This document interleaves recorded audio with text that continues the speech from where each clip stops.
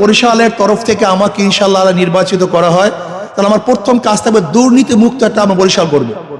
দুর্নীতি মুক্ত, আমার বিশ্বাস দুর্নীতি মুক্ত যদি করতে পারি তাহলে রাস্তার উন্নয়ন হবে, শিক্ষার উন্নয়ন হবে, চিকিৎসার উন্নয়ন হবে, পুরুষদের উন্নয়ন হবে, মহিলাদের উন্নয়ন হবে, গরিবদের উন্নয়ন হবে, জেলে তাঁতি মজদুর সবার উন্নয়ন হবে।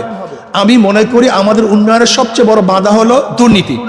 এরপরে আসুন, আমরা নদী কবলিত এলাকা, এখানে পানি বদ্ধ হয়ে যায়, পানি বদ্ধতা থেকে কিভাবে নিরসন করা যায় সে আমরা চেষ্টা করব। আজকে দেখা যায় ছাত্ররা পড়াশোনার টেবিল বাদ দিয়ে তারা নেশাগ্রস্ত হয়ে গেছে, যদি আল্লাহ পাক আমাকে কবুল করে তারা টেবিলে কিভাবে বসতে পারে সেই ব্যবস্থা আমি গ্রহণ করব। আজকে দেখা যায় আমাদের যুবকরা নেশাগ্রস্ত হচ্ছে, তাদেরকে নেশা মুক্ত কিভাবে সমাজ গড়া যায় সেই ব্যবস্থা আমি করব। শিক্ষার উন্নয়ন করব, চিকিৎসার উন্নয়ন করব। আজকে এশিয়ার মধ্যে আমাদের মেডিকেল সবচেয়ে বড়, সেইটাকে আরো উন্নয়ন করার আমি চেষ্টা করব। রাস্তাঘাট যেখানে যেখানে অবকাঠামো যার উন্নয়নের প্রয়োজন আছে এমন কোনো সেক্টর নাই, শুধু আমি না, আমি সবার পরামর্শ ভিত্তিতে আমি একটা পরামর্শশালা করব, যেখানে সাংবাদিক থাকবে, বুদ্ধিজীবীরা থাকবে, শিক্ষিত ব্যক্তিরা থাকবে, বিগত দিনে যারা এমপি, মিনিস্টার, সচিব, ডিসি আমাদের বরিশাল অঞ্চলের আছে, এরকম বিশাল এক জনগোষ্ঠী নিয়ে আমরা একটা কমিটি গঠন করব দেশের উন্নয়নের জন্য। সবাই সাংবাদিক থাকবে, সেখানে সমস্ত ব্যক্তিদের পরামর্শের ভিত্তিতে বরিশালের কি কি প্রয়োজন সব কিছু চিহ্নিত করে ইনশাআল্লাহ উন্নয়ন করার চেষ্টা করব। আমি প্রশ্ন করি, গতকালকে জামায়াতের শীর্ষনেতা আপনাকে সম্মান জানিয়ে নির্বাচন মাঠ থেকে সরে গেছে, জোটগতভাবে আপনাদের এখন কোনো অবস্থানের পরিবর্তন হয়েছে কিনা? আপনারা এখন সেই যে 11 দলীয় নির্বাচনী জোট করেছেন সেদিকে আবার যাবেন কিনা, মানে জোটগতের অবস্থাটা পরিষ্কার হতে চাচ্ছি, একটা প্রশ্ন। দ্বিতীয় প্রশ্ন হচ্ছে যে আওয়ামী লীগের ভোটাররা আছে বা সমর্থকরা আছে, সেই ভোটাররা কাকে ভোট দেবে বলে মনে করেন? এক নম্বর হলো যে আমরা বিগত দিনে জামাতের যিনি আমির তার সম্মানার্থে তার সিটের মধ্যে আমরা নমিনেশন পেপার সাবমিট করিনি হাত পাকার পক্ষ থেকে। তিনি আমাদেরকে সম্মান করে তাদের প্রার্থীকে এখান থেকে তুলে দিয়েছেন, এর জন্য তাকে ধন্যবাদ, আমরা শুকরিয়া জ্ঞাপন করছি। আমি কালকে জনাব অ্যাডভোকেট হেলাল সাহেবকেও আমি মোবাইলে ধন্যবাদ জ্ঞাপন করছি এবং অন্যদেরকে ধন্যবাদ জ্ঞাপন করেছি। না, বর্তমানে ইসলামী আন্দোলন বাংলাদেশ নতুনভাবে অন্য কোনো জোটে যাওয়ার এখন পর্যন্ত আর কোনো সুযোগ নেই। আর দ্বিতীয় কথা হলো আওয়ামী লীগের ভোটাররা কাকে ভোট, অবশ্যই শরিয়া ভিত্তিক, কোরআন ও সুন্নাহ ভিত্তিক যদি আইন প্রণয়ন তারা করে এবং সুযোগ হয় তাহলে আবার হবে। কোরআন ও সুন্নাহর ভিত্তিতে যদি আইন প্রণয়ন, আমাদের তো মূল এক বাক্সের মূল থিমটা ছিল ইসলামের পক্ষে একটা বাক্স। যখনই তারা বলেছেন যে আমরা কোরআন ও সুন্নাহর ভিত্তিতে, শরিয়ার ভিত্তিতে আইন প্রণয়ন করব না, আমাদের একজন ভদ্র মহিলা, খ্রিস্টান ভদ্র মহিলার প্রশ্নের জবাবে তিনি বলেছেন, তখন তো আমাদের এক বাক্স আর থাকে না। কারণ আমাদের এক বাক্স নীতিটা ছিল ইসলামের পক্ষে একটা বাক্স, এর জন্য এখন ইসলামের পক্ষে হাত পাকার বাক্স আছে। দ্বিতীয় আপনার প্রশ্ন হলো এই যে আওয়ামী লীগের ভোটাররা কাকে ভোট দিবে, এই প্রশ্নের জবাব কিন্তু 5ই আগস্ট থেকে আমি দিয়ে আসছি। আমি বারবার বলেছি আওয়ামী লীগ যারা করে, আওয়ামী লীগ করার কারণে আপনার দেশের নাগরিকত্ব বাতিল করেননি, সরকার তো দেশের নাগরিকত্ব বাতিল করেনি, সে দলকে সে ব্যক্তি করছে, সরকার কি করছে, দল অবৈধ ঘোষণা করছে বা দল এখন কার্যক্রম বন্ধ করছে, নিষেধাজ্ঞা জারি করছে, কিন্তু তাদের তো নাগরিকত্ব বাতিল করেনি। যদি তারা দেশের নাগরিক থাকে তাহলে তার নাগরিকত্বের গ্যারান্টি দেওয়ার দায়িত্ব কার? সরকারের। যদি তার বিরুদ্ধে কেস না থাকে, মামলা না থাকে, তাহলে তার নাগরিকত্বের দায়িত্ব, তাকে নিরাপত্তার দায়িত্ব তো সরকারের। কাজে অবশ্যই যাদের বিরুদ্ধে কেস নাই, যারা অন্যায় করে না, অবিচার করে নাই, যদি সে নাগরিকত্ব বাতিল না হয় তাহলে আমি মনে করবো অবশ্যই তার নাগরিকতার গ্যারান্টি এবং তাকে সুযোগ সুবিধা দেওয়ার দায়িত্ব সরকারের। নাম্বার 1। নাম্বার 2, আওয়ামী লীগের ভোটাররা কাকে ভোট দিবে? যাদের মাধ্যমে তারা নিরাপত্তা পাবে, জান মাল ইজ্জত, ব্যবসা বাণিজ্য নিরাপত্তা পাবে, তাদেরকে ভোট দিবে। একটা প্রশ্ন করতে চাচ্ছিলাম, আপনি তো বাংলাদেশের অন্যতম একজন ইসলামিক স্কলার, আর আপনি ইসলামী আন্দোলন বাংলাদেশের সিনিয়র নায়েবে আমির, আপনি যদি বরিশাল 5 এবং 6 আসন থেকে নির্বাচিত হন, এমপি নির্বাচিত হন, সেক্ষেত্রে আপনি আসলে এই জনগণকে কতটা সময় দিতে পারবেন, যেহেতু আপনি সফরে থাকেন বেশিটা সময়? তখন তো আমার মূল কাজ হবে এইটাই। এখন যেরকম আমার মূল কাজ সফর, তখন তো মূল কাজ আমার এইটাই হবে। জি, যদি নির্বাচিত হন তাহলে দেশের নারী এবং পিছিয়ে পড়া জনগোষ্ঠীর জন্য কি করবেন? আর গণমাধ্যমের সাথে আপনার একটা ভালো সম্পর্ক রয়েছে, গণমাধ্যমের দীর্ঘদিনের একটা দাবি রয়েছে সাংবাদিক সুরক্ষা, সেই সুরক্ষা আইনটিকে আপনাদের দল যদি ক্ষমতায় আসে তাহলে আপনারা বাস্তবায়ন করবেন কিনা? আর বরিশালে তো ইতিপূর্বে সদর 5-এ এবং বিএনপি প্রার্থী জয়লাভ করেছে। এই আসন আপনারা জয়লাভের ক্ষেত্রে কতটা প্রত্যাশা করেন? দেখেন, একটা হলো সুরক্ষা।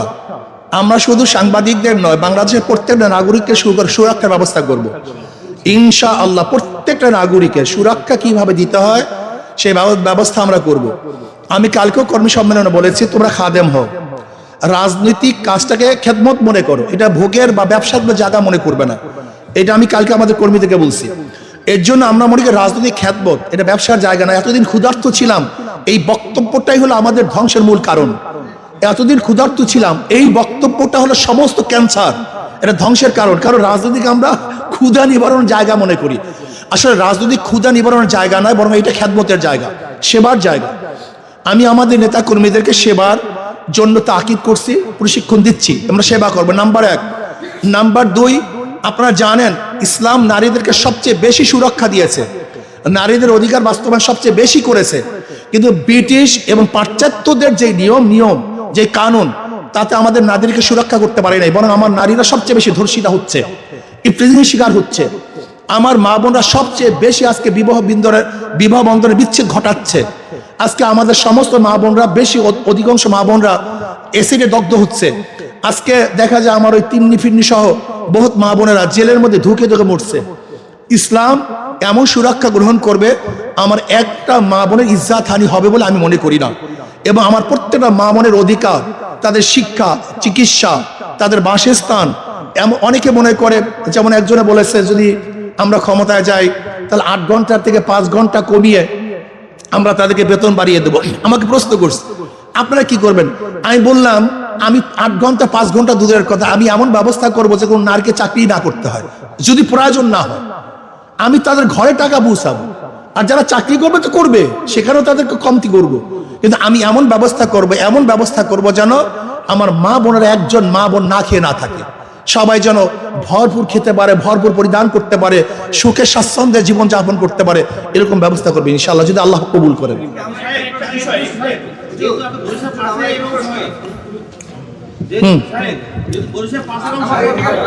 আমার প্রশ্নটা হচ্ছে যে এক বাক্স নীতিতে আপনারা ছিলেন এবং সমাবেশও করেছেন আপনারা, শেষ পর্যায়ে আমরা দেখলাম কাশ্মীর দলগুলো ভাগ হয়ে গেল। এখানে কি জামাতের কোনো ব্যর্থতা রয়েছে যে কারণে আপনাদের সাথে সম্মিলিতভাবে এক বাক্স নীতিতে রইল না? দেখেন, আমি কার ব্যর্থতা এবং কি ব্যর্থ না এই বিষয়ে তো আমি আগেই বলেছি যে আমাদের মূল দাবি ছিল ইসলামের পক্ষে একটা বাক্স, এইটা হলো মূল। যখন ইসলামের পক্ষে বাক্স দেবো, সেই ইসলামী আইন প্রণয়ন না করি, তাহলে জনগণকে ধোকা দেওয়া হবে না। এটা তো বাস্তবতা, এটা বাস্তবতা। নারীদের একটি কোঠার একটা সংসদের নারীদের কোঠা, সেই নারীদের দেখেন বর্তমান যেইভাবে আপনারা আমাদেরকে বলতেছেন, আগে ইসলাম হুকুমত কায়েম করার পরে শরিয়া ভিত্তিতে যাহা কিছু আছে সব মহিলাদের অধিকার দেওয়া হবে ইসলামের ভিতরে। জোটে নেই, আর জামাত ইসলাম আপনাদের সম্মানার্থে এই আসন থেকে প্রার্থী প্রত্যাহার করে নিয়েছে। আপনার নির্বাচন পরিচালনায় বা পরিচালনা কমিটিতে জামাত ইসলাম থাকবে কিনা এবং প্রকাশ্যে আপনার সাথে কাজ করবে কিনা? না, তারা তো বলছে কাজ হবে। জামাতের ভোট ব্যাংকের বিষয়ে কতটা প্রত্যাশী? না, তারা তো নিজেরা বলেছে আমার সাথে কাজ করবে, এটা তারা সাংবাদিক সম্মেলনে নিজে স্পষ্ট করে দিয়েছেন যে তারা কাজ করবে। তো আমি তো আগেই বললাম, তারা তো বলছে কাজ করবে। আমি তাকে কালকে টেলিফোন করেছি, আমি কালকে নিজেই টেলিফোন করেছি। হ্যাঁ, অবশ্যই। আপনি যে ব্যাখ্যাটা দিয়েছেন, আমি একটু অন্য জায়গায় জানতে চাচ্ছি যে ভোটের মাঠে নির্বাচনী প্রচারণা এবং নির্বাচনী প্রত্যেকটা জায়গায় সমতা আছে কিনা, অর্থাৎ যারা ভিন্ন মত বা আপনার সাথে যারা প্রতিদ্বন্দ্বিতা করতে চাচ্ছে বা যারা করবে, তাদের অবস্থান এবং আপনার অবস্থান বা আপনার কর্মীদের অবস্থানের ক্ষেত্রে কোনো সমস্যার সৃষ্টি হচ্ছে কিনা বা আগামীতে সমস্যা হবে এই জাতীয় কোনো আশঙ্কা করতেছেন কিনা, এই জায়গায় প্রশাসনের ক্ষেত্রে আপনার কোনো বক্তব্য আছে? দেখেন, আজ প্রচারণা তো কালকের থেকে শুরু, কালকের থেকে এখন পর্যন্ত বলতে পারছি না। আমি বলতে পারবো যখন প্রচারণা শুরু হবে তখন সমতা আছে কি নাই, তখন ব্যাপারটা স্পষ্ট হবে, এখন স্পষ্ট হচ্ছে না।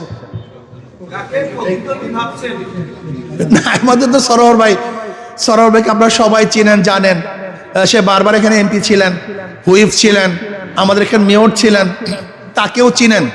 সে কি করেছে, কি বক্তব্য দিয়েছে, যদি বরিশালের জনগণ তাকে আবারও নির্বাচিত করে সেটা তাদের ব্যাপার, কিন্তু আমি আহ্বান করব বরিশালের জনগণকে, সরোয়ার ভাইকে দেখেছেন কিন্তু আমাকে এখনো দেখেন নেই।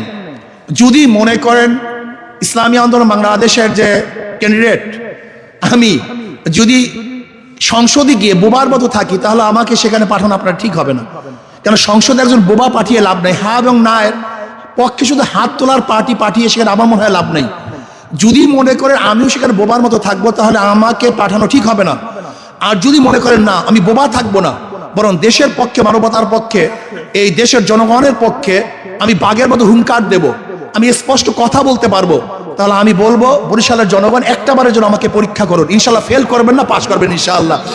আল্লাহ আমাদের সবাইকে কবুল করেন।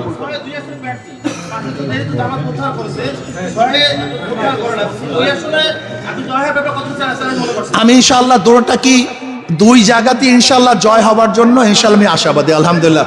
কি আপনারা আছেন না আলহামদুলিল্লাহ আমার সাথে?